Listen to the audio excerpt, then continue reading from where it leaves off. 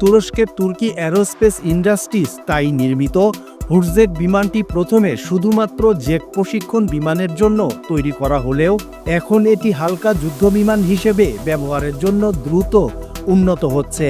মূলত তুর্কি বিমান বাহিনীর পুরনো T-38M এবং নর্থ্রপ F-5AB ফাইটার জেটের বিকল্প হিসেবে তৈরি করা হয়েছে হুরজেট, যা এখন আরও বহুমুখী মিশনের জন্য প্রস্তুত করা হচ্ছে।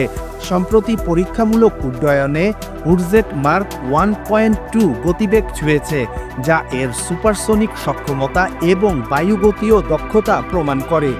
এর ফলে হালকা আক্রমণ, ক্লোজ এয়ার সাপোর্ট এবং ভবিষ্যতে নৌবাহিনীর বিমানবাহী রণতরী থেকে পরিচালনার মতো মিশনেও এটি ব্যবহারের উপযোগী হবে।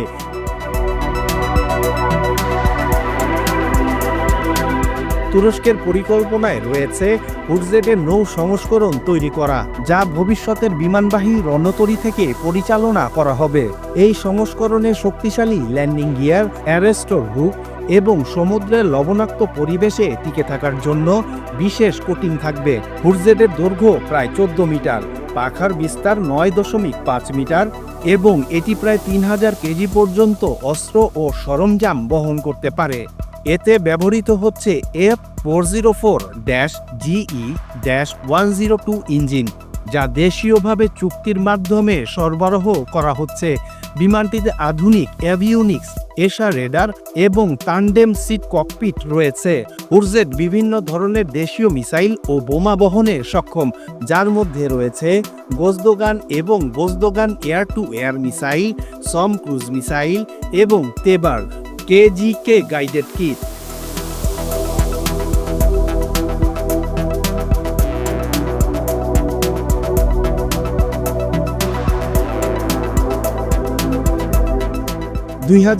সালে প্রথম হুরজেট তুরস্কের বিমান বাহিনীর বহরে যুক্ত হবে। এছাড়া তুর্কি অ্যারোবেটিক্স দল তুর্কি স্টারসও এই বিমান ব্যবহার করবে।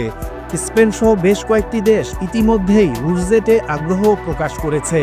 সব মিলিয়ে হুরজেট শুধু তুরস্কের আকাশ নয়, বরং সমুদ্রেও শক্তি প্রদর্শনের প্রতীক হিসেবে গড়ে উঠছে।